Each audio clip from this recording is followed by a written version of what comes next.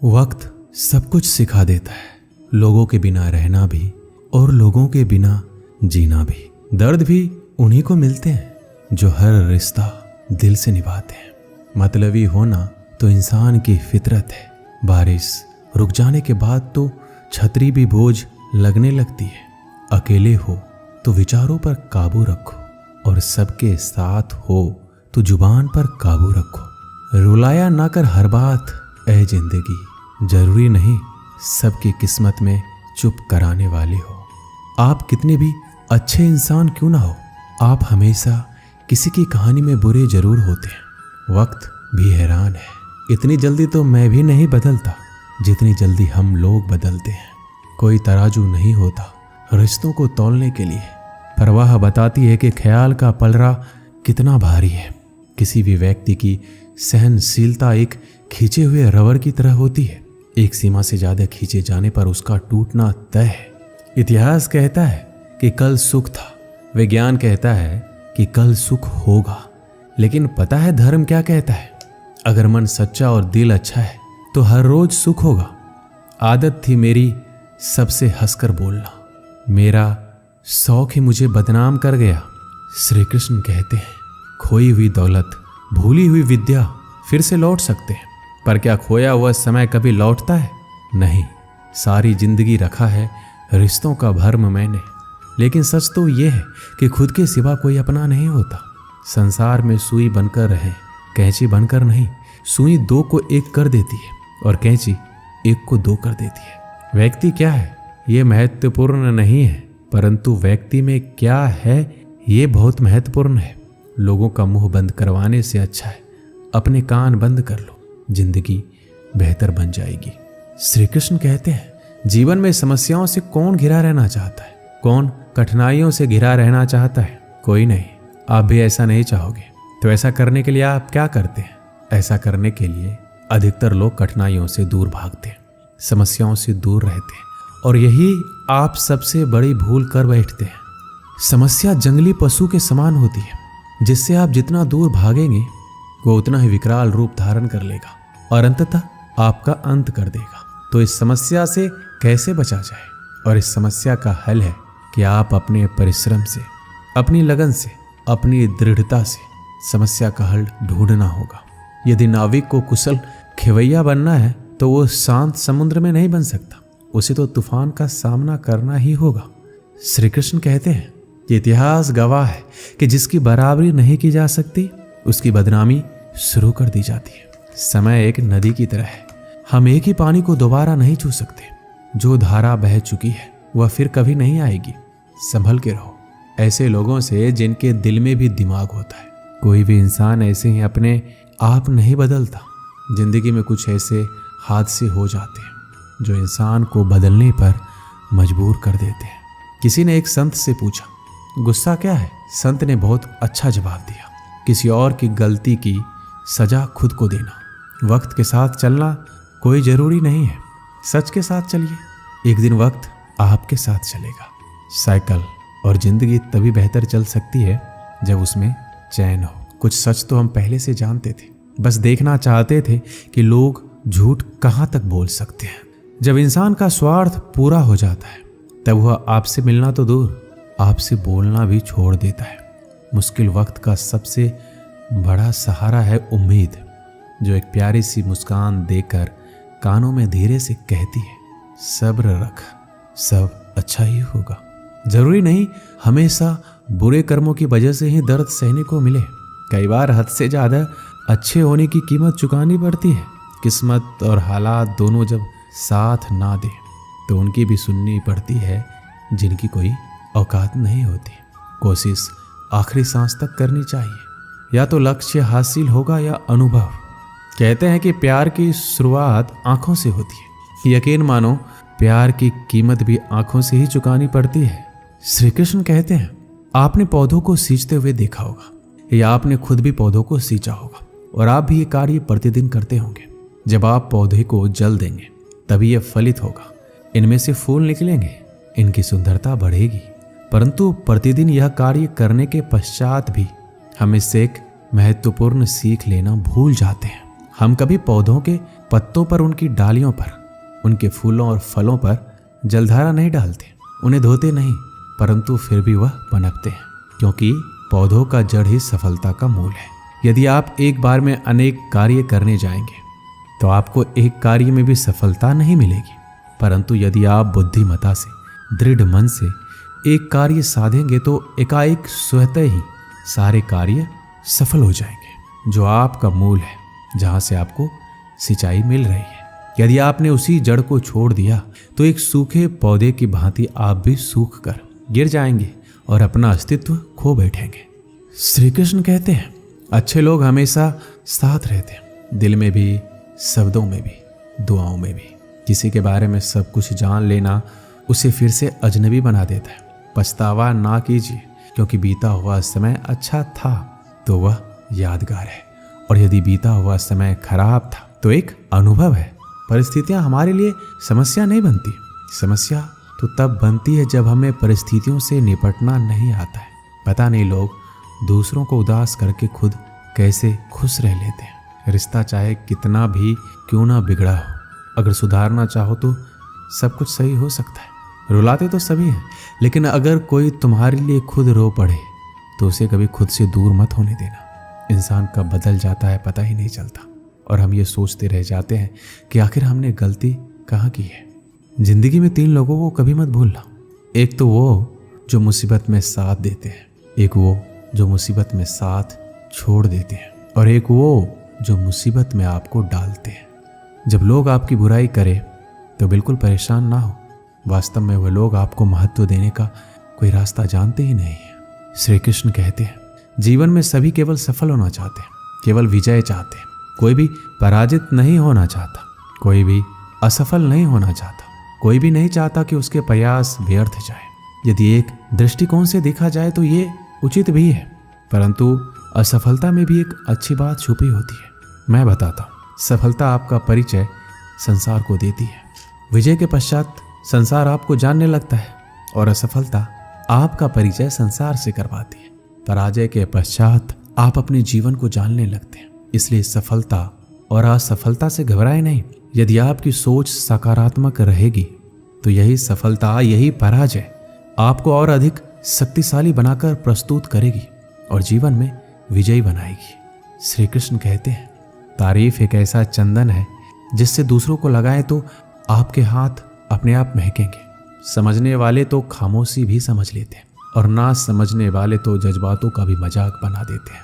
जो आपकी खुशी में अपना दर्द भूल जाए, उस इंसान से ज्यादा आपको कोई प्यार नहीं कर सकता। ये जिंदगी तमन्नाओं का गुलदस्ता ही तो है।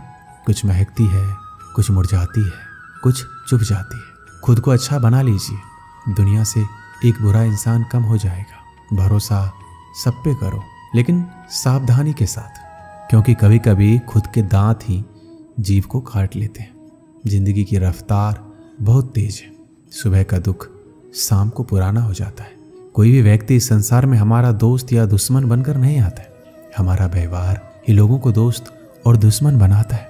सबसे मुश्किल रास्ता वह है जिस पर आपको हमेशा अकेला चलना पड़ता है, और असल में वही रास्ता जिंदगी में आपको मजबूत बनाता है। बड़ों का दिया हुआ आशीर्वाद और अपनों की दी हुई शुभकामनाओं का कोई रंग नहीं होता, लेकिन जब ये रंग लाते हैं तो जीवन में रंग भर जाते हैं।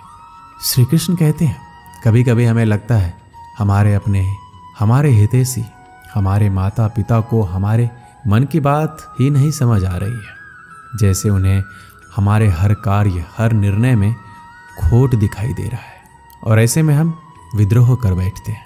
ऐसी अवस्था में हमें वही अच्छा लगने लगता है जो हमारे मन की बातों का समर्थन करे। हम उसे ही अपना हितैषी समझ लेते हैं, परंतु जो आपसे मीठी बातें कर रहा हो वो आपका हितैषी है, यह आवश्यक नहीं है। कुछ विषैले फूल बड़े सुंदर दिखते हैं, कुछ विषैले फल असाधारण रूप से बड़े स्वादिष्ट होते हैं, और ये भी आवश्यक नहीं कि हमारे रोगों का निदान करने वाली औषधि सदी मीठी हो। इसलिए विष और औषधि में अंतर को परखने का प्रयास करें। हो सकता है जो आपके हित की बात कर रहा हो वो आपको संकट के गर्त में ले जा रहा हो। श्री कृष्ण कहते हैं कि बात बात पर आवेश में ना आए।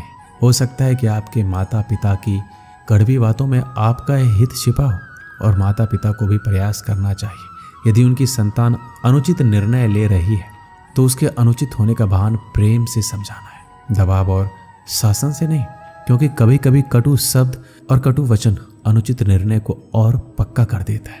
श्री कृष्ण कहते हैं, पानी समंदर में हो या आंखों में, गहराई दोनों में होते हैं। खुशी के लिए काम करोगे तो खुशी नहीं मिलेगी, मगर खुश होकर काम करोगे तो खुशी जरूर मिलेगी। कुछ रिश्ते बस निभाने के होते हैं और कुछ जताने के लिए। खुशियों का कोई रास्ता नहीं है, खुश रहना ही रास्ता है। अपना वजूद ऐसे बनाओ कि कोई आपको छोड़े तो आपको कभी भुला ना सके। हमारी समस्या का समाधान केवल हमारे पास है, दूसरों के पास क्या है? दूसरों के पास तो केवल सुझाव है। जीवन में प्रयास सदैव कीजिए। लक्ष्य या अनुभव दोनों ही अमूल्य है। अहंकार की बीमारी शराब जैसी होती है, खुद को छोड़कर सबको पता चलता है कि इसको चढ़ गई है। बस सिर्फ हंसते रहो, दुनिया वाले सोचते ही रहेंगे कि इसको कौन सा सुख मिल गया है। सफलता की पोशाक कभी तैयार नहीं मिलती है, इसे बनाने के लिए क्या जरूरी है? मेहनत का हुनर। खुश रहना चाहते हो तो 5 बातों पर ध्यान दो। पहला, बीते हुए वक्त को भूल जाओ। दूसरा, वर्तमान में जियो। तीसरा, भविष्य की चिंता ना करो। चौथा, खुद की तुलना दूसरों से करना बंद कर दो। और 5वां, अपने काम को टालना बंद करो। ये आवश्यक है।